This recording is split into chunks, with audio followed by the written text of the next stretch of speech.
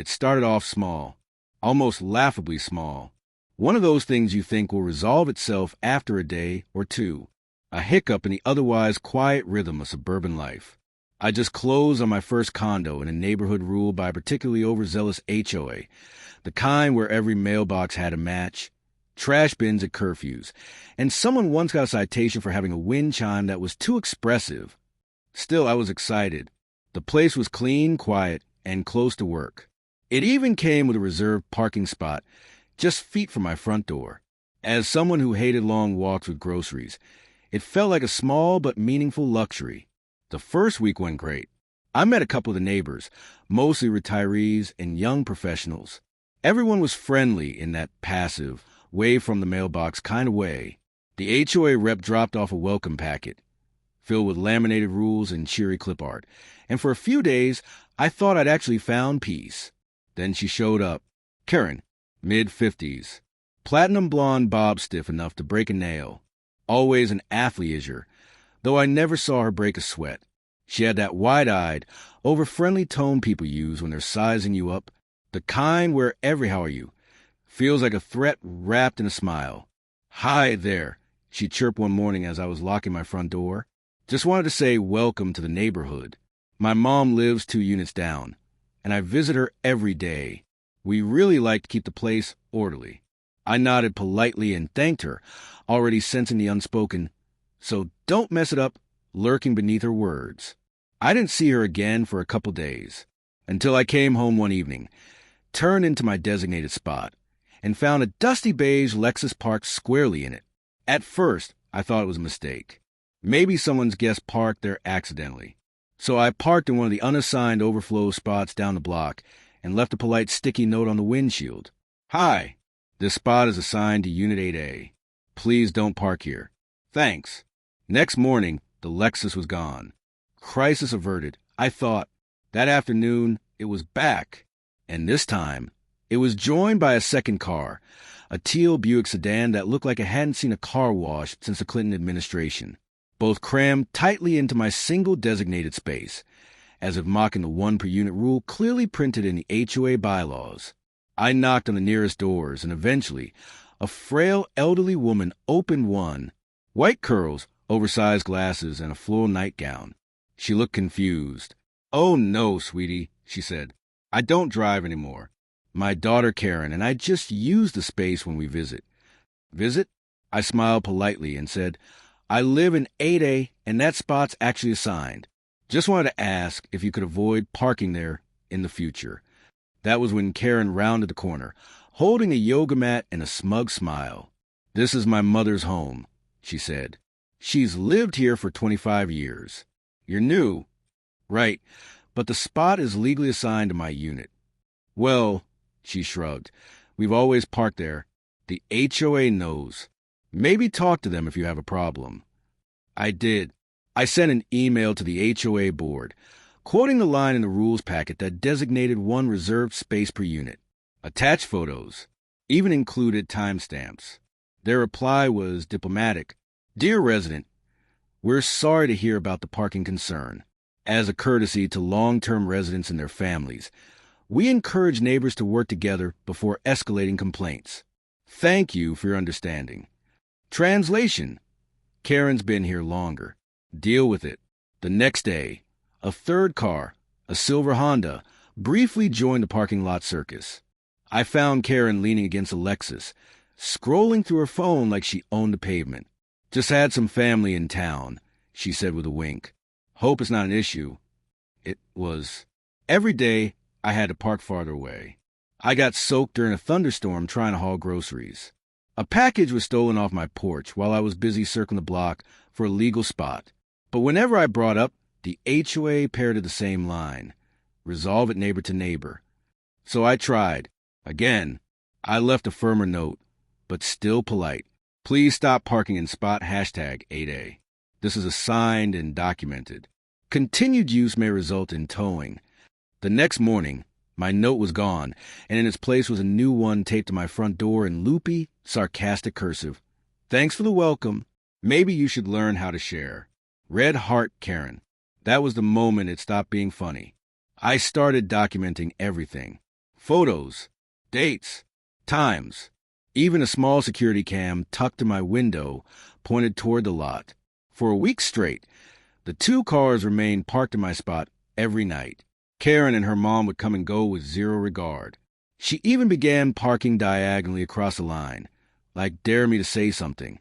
Once, I caught her laughing on her phone while snapping a selfie in front of the spot. My spot, like it was some kind of game.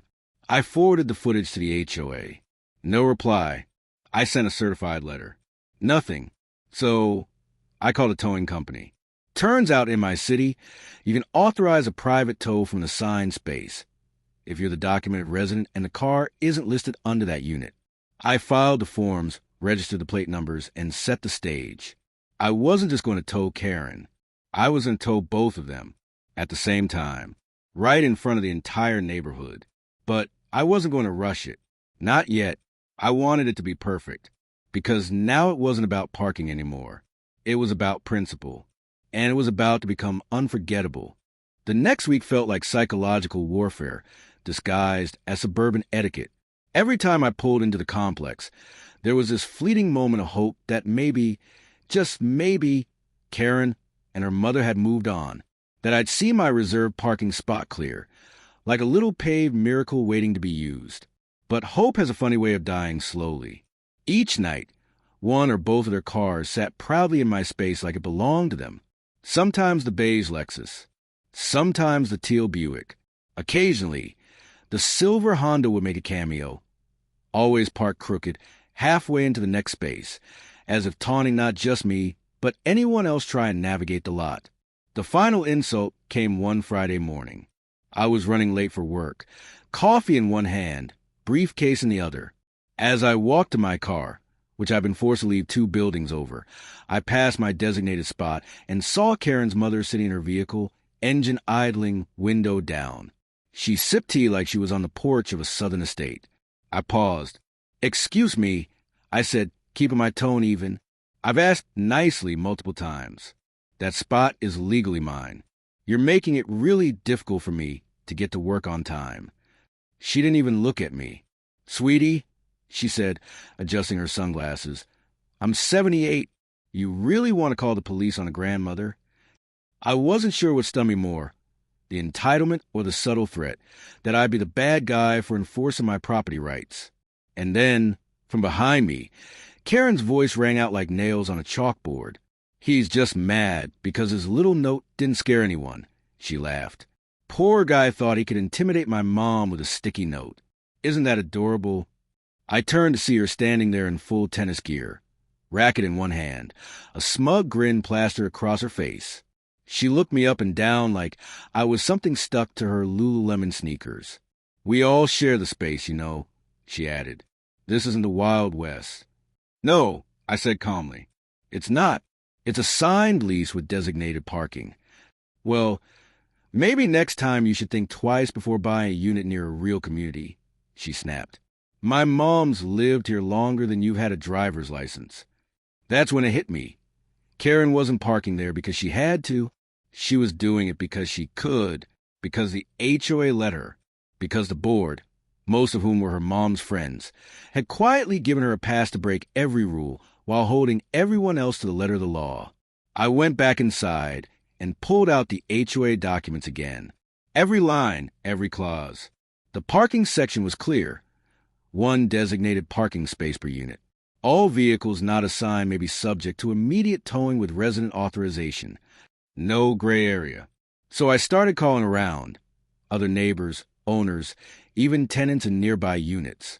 I found 3 people who'd lived in the complex longer than me and had stories to tell. She fined me $50 for leaving my trash bin out for 2 hours. One guy said, then parked her mom's car in my spot the next day. She once wrote up a couple for having inappropriate curtains. A woman added. They were plain white, not even sheer. "She's not even on the board," someone whispered, "but she might as well be. Her mom basically runs it." That night, I emailed the HOA again. This time, I attached everything. The photos, the video, the timestamp footage, and even snippets of neighbor testimonials. I printed a copy and hand-delivered it to the board president's mailbox. I even CC'd the property management company. Their response? We are aware of the concern and appreciate your patience. At this time, we are looking into a resolution that preserves neighborly harmony. Harmony? There was no harmony. There was Karen, and Karen was chaos. The following Monday, I came home to find not only were both of Karen's cars parked in my spot, but a folding lawn chair had been set up between them, a cup holder and all, as if to say, this is our patio now. That was it. The line had been crossed, burned, and danced on. I sat in my car, fuming, heart pounding. I didn't want to fight. I didn't want drama. I just wanted what I paid for, a parking space that belonged to me. So I made a decision. I called the towing company again. This time, I didn't just ask about the rules. I scheduled a service. The dispatcher was surprisingly chill. Let me guess, he said. HOA nightmare? You have no idea. He laughed. We tow out there all the time. Same couple names, too. Let me guess, Karen? I blinked. How did you? Man, Karen's got a reputation, he said. We've been waiting for someone to finally file the paperwork. You ready to make this official? I was. I filed the formal authorization to tow vehicles from my spot, complete with photos, VIN numbers, and plate registration. The company cross-referenced everything with public records. Karen and her mom weren't residents of 8A. I was. Then I waited. And the next night, when both cars were there again, and that sad little folding chair mocked me from between them, I made the call. Bring the truck. They arrived at 2:07 a.m. No sirens, no drama. Just the clean, surgical sound of hydraulic arms sliding under tires and the soft mechanical hum of justice being served. I stood at my upstairs window with a fresh cup of coffee, watching as both cars were lifted, one after the other, onto the flatbed. The tow truck driver gave me a casual salute before rolling out into the night. The silence was beautiful. The next morning, I woke up early just to see the empty spot waiting like a loyal dog. I parked, locked my car, and stood back to admire it. At 9:13 a.m., the screaming began. Karen's mom was the first to discover the disappearance. Her shriek echoed off the stucco like a dying hawk. Then came Karen, charging down the sidewalk barefoot, holding her phone up like it was a weapon. You can't do this, she shrieked at me from the sidewalk. That's illegal. That's harassment. You'll regret this. I calmly held up the lease agreement. This says otherwise. She stood there fuming, red in the face, clutching her tennis visor like she wanted to slap someone with it. Then the best part happened. The tow truck circled back. Turns out they needed her mom's signature for release because one of the cars was technically registered in her name, but the registration had expired. Public humiliation. Karen and her mom were forced to fill out forms and pay hundreds in fees in front of every neighbor on the block. A few people even stood at their doors watching the show. One guy across the street clapped slowly. Karen never spoke to me again. She stopped visiting as often. The lawn chair disappeared. The HOA even sent a formal letter stating that parking violations will be strictly enforced going forward. I finally had peace. And my spot? Still empty. Still mine. And always waiting, just like that tow truck, if they ever got any funny ideas again. Peace is never permanent in an HOA neighborhood. For about a week, it felt like the air had cleared. My parking spot remained empty, untouched, unchallenged. Each morning I walked out the door, keys in hand, and saw it gleaming like a concrete badge of hard-won justice. I'd park, straighten the wheels, and pause for just a moment, like a general surveying a battlefield reclaimed. But of course, people like Karen don't disappear quietly. They recede, regroup, and come back with reinforcements. And in Karen's case, that came in the form of paperwork, phone calls, and spiteful compliance. The Monday after the tow, I received a letter taped to my door. Typed, double-spaced, passive-aggressive. It read, Dear neighbor, we regret that recent events have led to disharmony within our otherwise peaceful community. While we acknowledge your frustration regarding shared space, we must remind all residents that tow without due process can result in legal and social consequences. Please consider attending the next HOA board meeting to resolve such dispute civilly. Signed, HOA Management. No name, no title, just HOA Management. It might as well have been signed Karen. I brought the letter inside, sat down at my kitchen table, and started compiling a folder. I wasn't done. Not even close. If they were going to play games, I was going to build a legal fortress around every action I took going forward. First, I contacted the towing company again, asked for a notarized copy of the incident report, got time-stamped documentation, pictures, audio logs, everything. Then I printed out the HOA bylaws again, this time highlighting every parking clause and cross-referencing them with local city codes. I wasn't just covering my bases. I was building a moat. Next, I began attending HOA meetings. Not out of curiosity, but out of strategy. Karen didn't expect that. She was there, of course, always perched next to her mother like a smug co-chair, even though neither of them held an official title. Still, they talked as if they ran the show. I kept my mouth shut the first meeting. Just watched. Listened, but I took notes. Karen controlled the board the same way a puppet master pulls strings. The president, a meek, balding man in his 60s named Roy, deferred to her constantly. The treasurer, a nervous woman named Dottie, rarely spoke unless spoken to. And the secretary? He spent most of the meeting checking his watch like he had somewhere better to be. It wasn't a board. It was a brunch club with a gavel. The next morning, I submitted an official request to review HOA meeting minutes in the last 18 months, a legal right of every homeowner. I wanted to know how many times Karen or her mother had been cited. The answer? 0, despite multiple complaints from other residents. Documented in writing. Nothing had ever been recorded. No violations. No hearings. Nothing. Karen's slate was spotless because she had turned the HOA into her own personal shield. So I decided to turn the shield into a sword.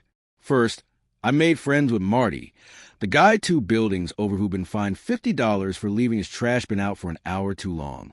Turns out, he was a retired lawyer with a very long memory and an even longer list of HOA complaints. "I've been waiting for someone like you," he said, handing me a flash drive one afternoon. "I've got years of records. Just needed a reason to dig 'em up." Inside were scanned letters, emails, phone calls, even audio from board meetings, Karen violating rules, Karen harassing neighbors, Karen getting exceptions while others were punished for minor infractions. One recording even captured her bragging. "My mom's been here since they poured the pavement. They're not towing anyone without our say-so." We had her, but I wasn't rushing anything. Instead, I started subtly pushing back, not just with paperwork, but with presence. I became the neighbor who walked the property with a clipboard, who took pictures of improperly parked cars and overgrown bushes, who waved cheerfully while noting the timestamp. Karen started to notice. One day, I caught her standing in my parking spot again. No car this time, just standing there with a Starbucks cup, arms folded. "You know, some people just don't know how to live in a community," she said, loud enough for her voice to echo. "I agree," I replied. "But luckily, the rules are written down for everyone to follow. Even you." That got under her skin. She twitched, opened her mouth like she wanted to say something cruel, but couldn't quite find the words. She stalked off in silence. A week later, I filed a complaint with the property management company. Not about Karen this time, but about the HOA board itself. Specifically, their failure to record and enforce violations equally among residents. Legally, if enough homeowners submit complaints about a non-responsive HOA board, they can be forced to open an audit or, in some cases, hold a recall election.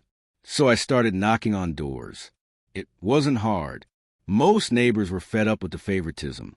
They'd just given up assuming nothing would change. But now, with someone gathering momentum, they were ready to sign. Within 2 weeks, I had the minimum number of signatures required to call for a vote of no confidence. At the next HOA meeting, I stood up during the open comment section and handed Roy, the board president, a sealed envelope. "What's this?" he asked. "It's the beginning of your early retirement," I said. Karen laughed. until I pulled out copies for the rest of the board. The signatures, the statutes, the deadline. Marty stood up behind me and dropped a folder on the table. Exhibit A, he said, grinning. 2 years' worth of Karen violations the board failed to act on. You'll be hearing from us. For the first time since I moved in, Karen didn't have anything to say. Her mother looked stunned. Roy looked like he wanted to crawl under the table. I walked out of the meeting into the cool night air and took a deep breath. I wasn't done yet, because while the paperwork was powerful and the board was on its heels, the real revenge, the visual, public, poetic revenge, that was still to come. And it was going to involve Karen's car. Again. But this time, everyone would see it. Some people think revenge is about rage, raw, angry, impulsive. But real revenge, the kind that leaves a permanent mark, that takes planning, precision, patience, and timing. So when the recall vote was finally scheduled, the HOA board, Karen's personal puppet show, was officially put on notice. I knew the moment had arrived. But I wasn't going to just vote them out. I wanted the entire neighborhood to watch Karen unravel. It started with a simple gesture. I had the towing company return the original security cam footage, the nighttime lift of Karen's Lexus and her mom's Buick, slow and clean, like a ballet of vengeance. Then I submitted it to the HOA as part of the documentation package for the recall hearing. But I also did something else. I posted a crop clip, just 17 seconds, on Nextdoor. No names, no faces, just the 2 cars, the tow truck, and the sound of Karen screaming in the background. You can't do this. I'm calling the board. Captioned simply, reserved parking isn't suggestion. Smiling face with smiling eyes. The post blew up. Dozens of comments poured in from neighbors I'd never even met. Finally, someone took a stand. They've been abusing that spot for years. I once had to park in a loading zone because of them. Wait, that's Karen's car, right? Faced with tears of joy. Within 2 days, the clip had been reposted on a local Facebook HOA group. And by the end of the week, someone tagged me in a Reddit thread titled, HOA Karen's Get Towed, Instant Justice. It didn't take long for the stares to start. Neighbors who used to just nod now gave me knowing smiles, slow claps, and even coffee coupons taped to my mailbox. I became something of a local legend, not because I yelled, not because I fought, but because I followed every rule and still managed to take Karen down. The day of the recall vote arrived on a warm Saturday afternoon. It was held in the HOA clubhouse, a beige stucco box that normally hosted yoga classes and awkward potlucks. But this time it was packed, every folding chair taken, people standing in the back. The air buzzed with curiosity, tension, and quiet satisfaction. Karen sat front and center with her mother, both dressed like they were attending a garden party instead of a disciplinary hearing. Karen wore a pearl necklace. Her mom brought lemonade. I came in wearing a plain gray t-shirt and jeans, and I carried a manila envelope. Roy, the board president, stood up and tried to open with a speech about unity and overcoming differences. But no one cared. The floor opened for public comment, and that's when it began. One by one, neighbors stood and spoke.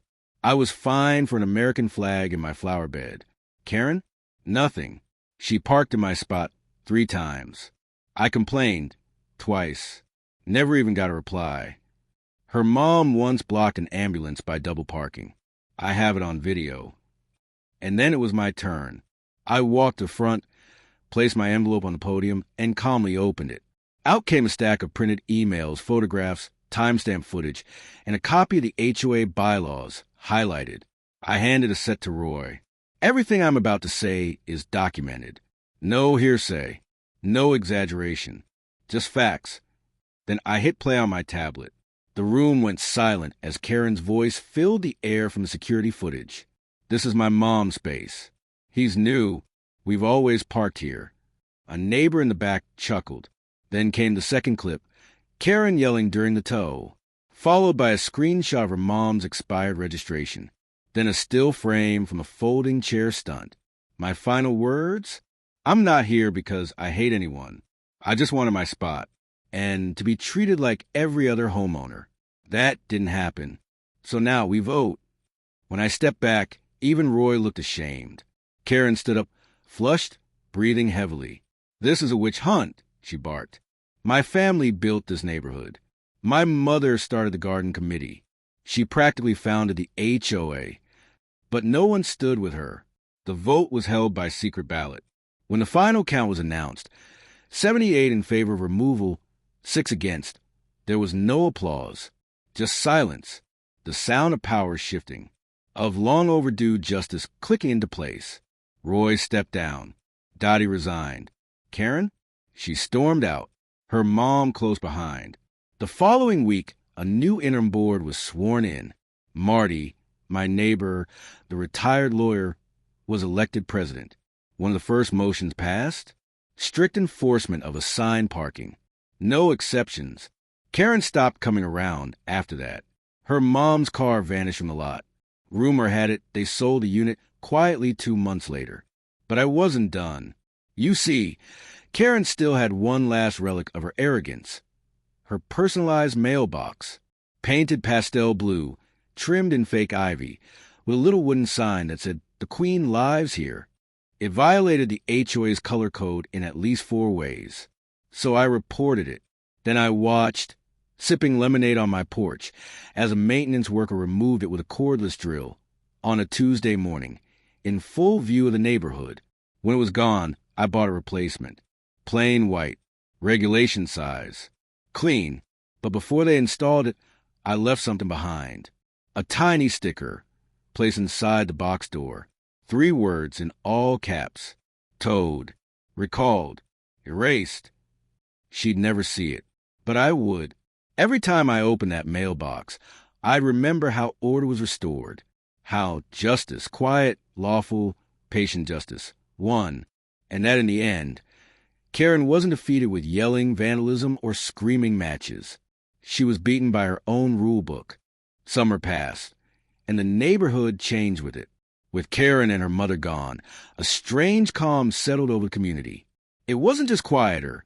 It was lighter, like someone had finally lifted the lid off a pressure cooker that had been slowly building steam for years. Walkways were friendlier. Neighbors lingered longer on their porches. Even the mailman smiled a little wider. And for the first time since I moved in, the HOA newsletter was actually worth reading. It now featured things like Neighborhood Yard of the Month, Pet Costume Parade coming October, Resident Spotlight, the guy who helped us vote out Karen. Okay, they didn't name me directly, but I knew. Everyone knew.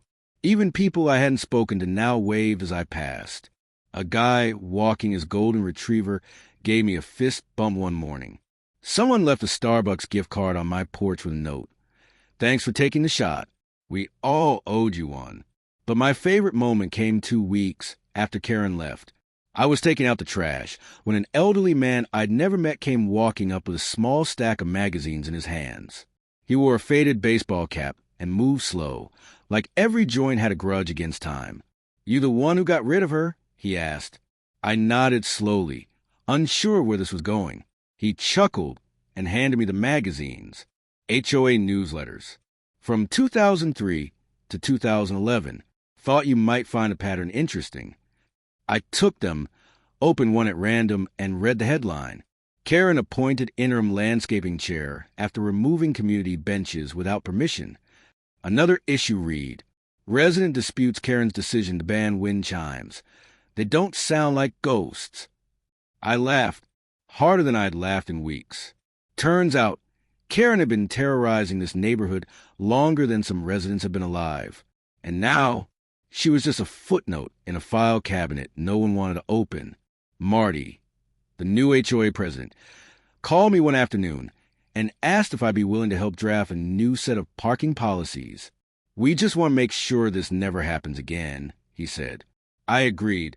We worked over coffee, brought in legal language, set up a formal dispute resolution process, and posted clear signs near every reserved space. By the end of the month, every unit had a laminated card on their door with their assigned space, and towing rights were explained in plain English. Karen had turned parking into war. We turned it into policy. But life has a way of sneaking in a twist when you least expect it. One Thursday morning, I got a knock on my door. A delivery man, tall tin vest, clipboard in hand. "You sign here for this?" he asked, handing me a box about the size of a microwave. I hadn't ordered anything. No return address. No name. Just a shipping label and my unit number. Curious, I brought it inside and opened it. Inside was a ceramic lawn gnome. Broken. Its head cracked right down the middle, like someone had drop-kicked it across a driveway. Attached to it, in a tiny envelope, was a handwritten note. "Thought you might enjoy a new addition to your property, since you're so fond of playing sheriff. Kay."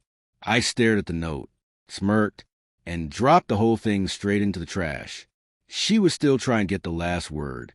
Even from whatever overpriced apartment complex she'd probably relocated to. I let it go. I didn't need revenge anymore. She was gone. I was home. But karma? It wasn't quite done with her yet. About a month later, I ran into one of the contractors who serviced multiple neighborhoods in the city. Pest control, landscaping, irrigation. He recognized me from the towing video. "You're the parking guy, right?" he said, grinning. "Guilty." He laughed. "You'll love this. Guess who just got banned from another HOA? My ears perked up. "Karen?" "Yep, different subdivision. Tried to override a board decision about fencing styles. Called the treasurer a fraud in front of everyone, and the cops got called." I blinked. "Wait, she actually called the police?" "Oh no," he said. "They called the police on her. She refused to leave the clubhouse, said the HOA was a communist plot. Total meltdown." I nearly doubled over laughing. There it was. The ending I didn't even have to write. Karen. Still doing Karen things, now in someone else's backyard. While I just watered my plants, parked in my assigned spot, and lived a peaceful, HOA-compliant life. Some days, I even walked past her old unit. It was empty for a while. Then a young couple moved in. Super chill. They invited me over for barbecue the first weekend. The guy asked if there was anything weird about this place we should know. I just smiled and said, "Nope, not anymore." Then I raised my drink, looked around the cul-de-sac, and offered the only toast that made sense. To reserve parking, to peaceful neighbors, and to every Karen who forgot. The rules apply to you too.